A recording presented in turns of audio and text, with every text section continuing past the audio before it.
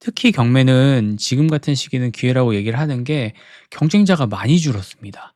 저도 시장을 나가보고 법원에 다녀보면 안녕하세요 오종훈입니다. 이제 전세 사는 것도 어려워질 수 있습니다. 전세 대출 이제 안 해준다고 하는데 이 구조와 이 시기와 이 상황을 한번 생각해서 지금 정부에서 왜 이런 이야기들을 하는지 한번 이야기해 보도록 하겠습니다. 예전 전세 대출이 이제 문제라고 주장하고 나라에서 이야기하는 게 저 역시도 좀 그런 부분들이 있었는데 솔직히 좀 말하면 기존 전세 대출은 좀 이상한 구조긴 했습니다. 왜냐하면 본인 소득에 비해서 돈을 너무 많이 빌려주는 구조였어요. 그래서 많은 사람들이 본인 수준에 비해서 과도한 집에 살 수 있었다고 생각합니다. 연봉 뭐 3천, 4천이면 전세 자금 대출 뭐 3억, 4억은 그냥 빌려줬고 10배 이렇게 되는 비용들도 이게 왜 가능했을까라고 생각을 해보면 전세는 집을 사는 게 아니고 빌려주는 거다. 보증금은 집주인이 가지고 있다가 돌려주는 돈이다라는 이 논리 때문이어서 많은 사람들이 본인 소득에 비해서 큰 돈을 빌릴 수가 있었는데 하지만 현실은 매달 이자를 내야 됐고 가계부채는 계속 늘어났고 이 이자가 연체가 되고 그리고 전세가 집값을 막 끌어올리는 상황들이 발생을 하니까 정부 입장에서는 그냥 가만히 둘 수 있는 구조는 아니라고 생각을 했던 거예요. 그래서 여러 가지 규제나 여러 가지 하지 못하게 하는 장치들을 만들었는데 가장 중요한 건 집이 있냐 없냐였어요. 무주택자, 다주택자, 집을 가지고 있냐, 가지고 있지 않냐 이거에 따라서 조금 기준을 뒀었고 하지만 바뀐다라고 하는 그 기준을 좀 살펴보면 이제는 이 사람이 이 빚을 감당할 수 있느냐를 가장 먼저 보겠다는 거죠. 그래서 예전에 무주택자라고 하면 돈을 잘 빌려줬어요. 전세자금 대출도. 근데 지금 이제 무주택자라고 해도 전세보증금이 크면 DSR을 규제를 검토를 하고 이 말은 우리가 바꿔서 생각을 해보면 집을 사는 사람도 줄고 집을 빌릴 수 있는 사람도 줄어든다는 뜻입니다.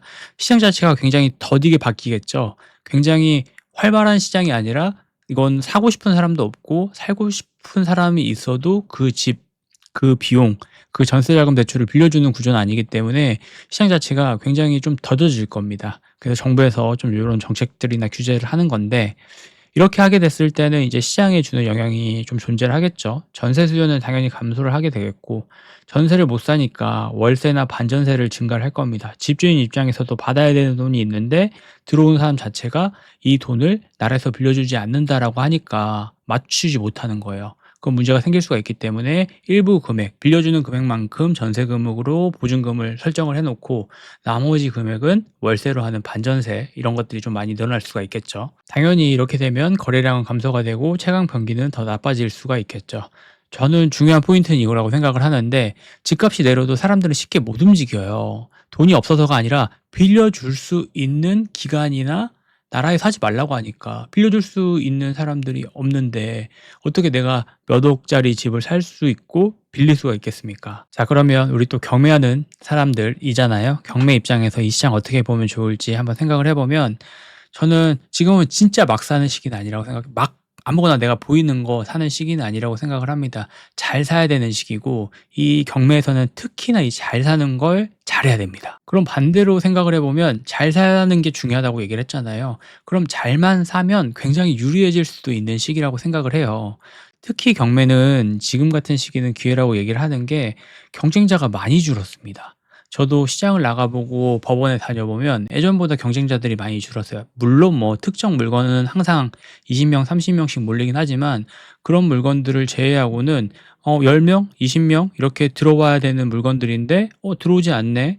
이런 것들을 요즘 시장에서 좀 많이 느끼는 것 같아요. 그럴수록 사람들은 겁이 난다는 거죠. 경쟁자들이 없다는 건. 그러면 당연히 입찰가는 보수적으로 형성이 되는 겁니다. 그래서 싸게 살 수 있고 경쟁자가 없고 그리고 내가 이런 것들을 잘 선별할 수 있다라고 하면 경매는 정말 너무너무 좋은 기회의 시간이 될 수가 있다라고 이야기를 좀 드립니다. 그래서 이런 시기일수록 좀 기준을 잡고 내가 좀 경험을 쌓고 그러면 의외의 행운이 나한테 올 수도 있는 시기다.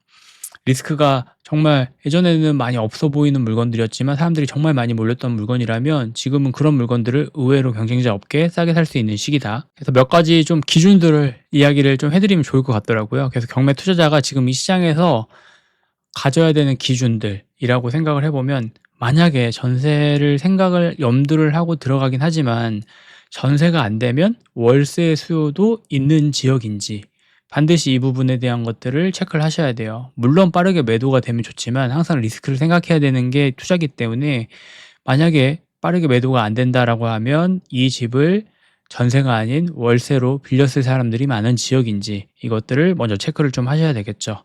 그리고 대출이 막혀도 들어올 수 있는 수요가 있는 입지인지 그만큼 어떤 필수적인 필살기라고 할 수 있는 입지들이 있는지 뭐 예를 들면 학교라든지 아니면 산업도시 일자리라든지 아니면 뭐 주변에 환경이나 조건이 좋다든지 랜드마크가 있다든지 이런 것들이 좀 있다라고 하면 뭐 기준이 될 수가 있겠죠. 그리고 오래 들고 있어도 괜찮은 집인지 요것도 하나의 기준이 될 수가 있어요. 지금은 뭐 단타가 되면 좋긴 하겠지만 그래도 시간과 좀 싸울 수 있는 물건인지 뭐 빌라나 뭐 주택 중에서도 위반 건축물이나 도시형 생활 숙박 시설 뭐 이런 것들 있잖아요. 그런 것들 같은 경우는 어 시간이 지나면 더 떨어질 수도 있는 물건들이에요. 그런 물건들을 싸게 산다라고 해도 황금성에 대한 부분이 좀 떨어질 수가 있고 근데 내가 좀 버티고 임차를 맞추고 2년 후나 4년 후에도 매도가 가능한 물건인지 이런 것들을 좀 체크를 하신다라고 하면 내가 지금 느끼고 있는 경매에 대해서 느끼고 있는 불안감들은 많이 해소가 될 수 있지 않나라고 생각을 합니다. 그래서 경매 같은 경우는 언제나 싸게 사야 되고 지금 시작하려고 하는 사람들한테는 저는 좋은 시기라고 생각해요. 지금 시기 자체가. 지금 경매를 시작하려고 사려고 하는 사람들이 많이 꺼려하는 시장이기 때문에 내가 조금만 볼 수 있고 조금만 기준이 있고 조금만 용기를 낼 수 있다면 좋은 시기가 될 수 있는데 전세자금 대출은 가지고 있는 사람들은 조금 골치가 아픈 문제이긴 합니다. 빌라 같은 경우도 그렇고 뭐 아파트 같은 경우도 역전세가 날 수가 있는 게 전세자금 대출 제한이에요. 그러면 그런 리스크들은 다 집주인들이 온전히 내줘야 되는 거잖아요, 역전세 같은 경우도. 뭐 예를 들어서 150% 였던 그 기준이 125%로 줄어버리면 그때 1억 5천에 맞췄던 전세가 지금은 이 사람이 더 살고 싶어도 1억 2천5백 밖에 못 맞추는 거예요.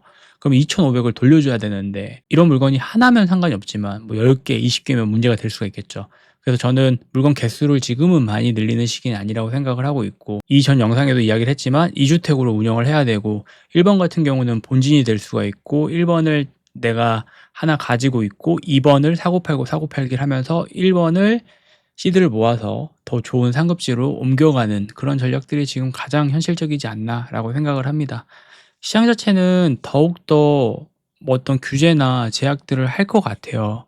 시장이 더 어려워질 것 같은데 더 그렇다라고 하면 긍정적으로 좀 생각을 해야 되잖아요. 이걸 포기하는 게 아니라 여기서 조금만 더 머리를 쓰고 조금만 더 남들이 하지 않는 것들을 보고 공부를 하고 그런 진짜 사례들이나 경험이 있는지 그런 것들을 좀 쌓아가다 보면 충분히 저는 돈 벌 수 있는 시기라고 생각합니다. 특히나 이제 경매 같은 경우는 이런 시기에 사람들이 다 두려워하는 시기에 좋은 기회들이 많이 나타나는 투자 종목이기 때문에 너무 두려워하지 마시고 포기하지 마시고 이런 것들 계속 꾸준히 좀 보시면서 공부하시면 좋을 것 같습니다.